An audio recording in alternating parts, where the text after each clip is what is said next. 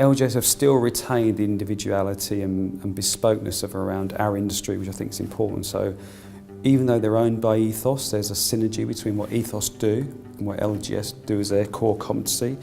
And for me, that hasn't been lost. So going back to LGS and still working with Tony on a personal and business level still worked for me because I know that they get what we do. They understand the journey there isn't always as straightforward and that they'll work along that journey with us, because if anyone's ever built their own kitchen, it's, you know, you see the first CAD drawing and then you want to move the microwave over there and the fridge over there and then you're on version 10.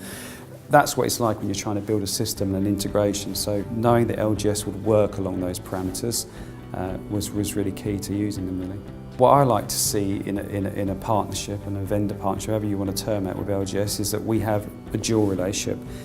And the dual relationship, I think, benefits the triage of those people involved. So what I mean by that is, going to LGS, they understand our business probably more than Workfront would. So they understand what we're trying to achieve much quicker.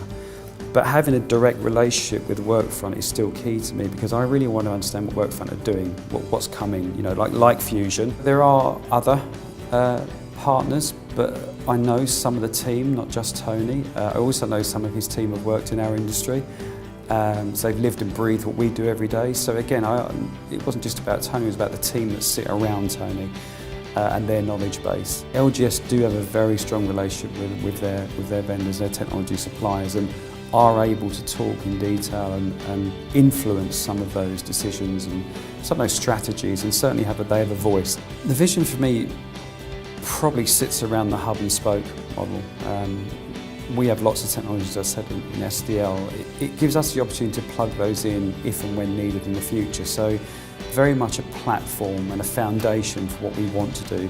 We've got to get past first base, and that is rolled out across the community. But I am looking past that already.